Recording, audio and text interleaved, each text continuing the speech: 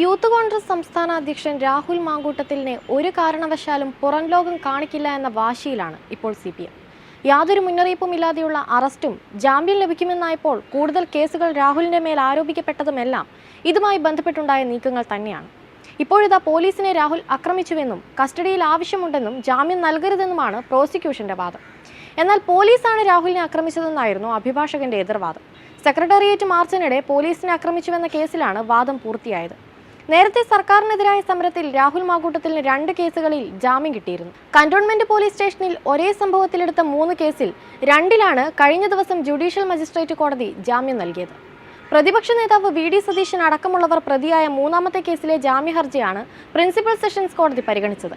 ഇതിനു പുറമെ DGP office മാർച്ചിലെ സംഘർഷവുമായി ബന്ധപ്പെട്ട് രാഹുലിനെതിരെ ചീഫ് ജുഡീഷ്യൽ മജിസ്ട്രേറ്റ് കോടതിയിൽ ഇന്നലെ പ്രൊഡക്ഷൻ വാറന്റ് ഹർജി മ്യൂസിയം പോലീസ് നൽകി. ഇതും ഇന്ന് പരിഗണിക്കും.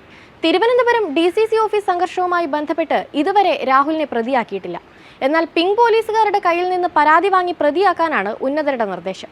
രാഹുൽ ജയിൽ മോചിതനാകണമെങ്കിൽ റിമാൻഡിലായതുൾപ്പെടെ 2 കേസുകളിൽ ജാമ്യം ലഭിക്കണം. ഡിസംബർ 20 നടന്ന സെക്രട്ടേറിയറ്റ് മാർച്ച് സംഘർഷത്തിലെ പ്രധാന കേസിൽ റിമാൻഡിലായി ജയിലിൽ കഴിയുകയാണ് രാഹുൽ.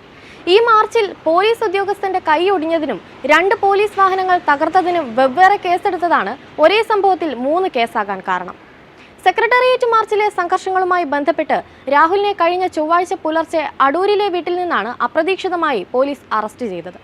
രാഹുലിനെ പരമാവധി ദിവസം ജയിലിൽ കിടത്താനാണ് ഉന്നത ഉദ്യോഗസ്ഥർ നൽകിയിരിക്കുന്ന നിർദ്ദേശം. രാഹുലിന്റെ അറസ്റ്റിനെതിരെ കഴിഞ്ഞ ദിവസങ്ങളിൽ വിവിധ ജില്ലാ കേന്ദ്രങ്ങളിൽ യൂത്ത് കോൺഗ്രസ് നേതൃത്വത്തിൽ പ്രതിഷേധവും നടന്നിരുന്നു. നവകേരള സദസ്സിൽ യൂത്ത് കോൺഗ്രസ് പ്രവർത്തകരെ ക്രൂരമായി അതിക്രമിച്ച മുഖ്യന്റെ ഗൺമാനും DYFI പ്രവർത്തകരും അടക്കം പുറത്ത് വിലസി നടക്കുമ്പോഴാണ് രാഹുൽ മാങ്കൂട്ടത്തിലിനെ മാത്രം കൊലക്കേസ് പ്രതികളെ അറസ്റ്റ് ചെയ്യുന്നത് പോലെ വലിയ രഹസ്യ നീക്കങ്ങൾ ആസൂത്രണം ചെയ്ത് പോലീസ് അറസ്റ്റ് ചെയ്തു കൊണ്ടുപോയത്. ഇതും വലിയ രീതിയിലുള്ള വിമർശനങ്ങൾക്ക് ഇടയാക്കിയിരുന്നു.